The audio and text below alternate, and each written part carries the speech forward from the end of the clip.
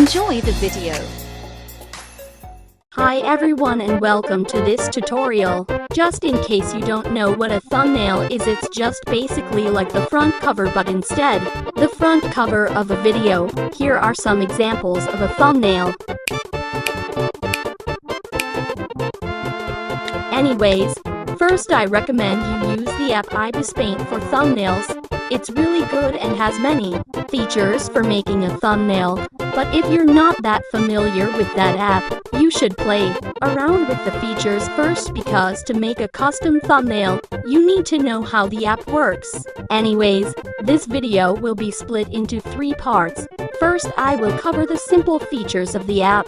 Next, I will show you some examples of the thumbnails I have made and the creative features of them. Lastly, I will make a thumbnail then time-lapse it so you can see my way of editing on ibisPaint. So let's finally get started. Sorry for the 1-minute intro lol. On ibisPaint, there is a text feature where you can type the name of your video.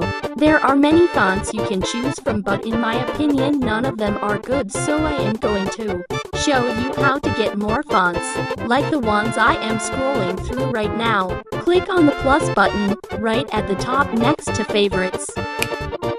I recommend using DAW Font More. Here are thousands of fonts. You can search them and see the categories at the top. You can have fun exploring the different categories and finding fonts you like. In the description I will put some fonts that I like that you could use to make a thumbnail. If you like the fonts, click download and it will appear in your favorite fonts. Okay, I will now show you a quick tip. For the background, I recommend you find a nice PG on Google. There are hundreds you can find.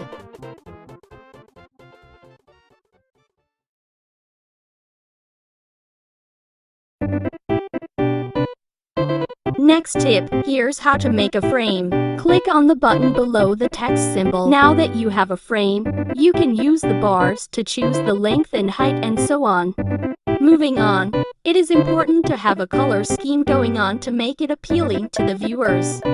I am going to be teaching you how to add your own color palette into ibisPaint. So, first make a color that you would like for your thumbnail and it should match your background. Once you are happy with the color, hold onto it and drag it down onto your palette.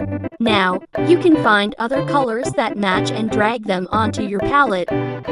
I recommend around 3 to 7 colors in your palette.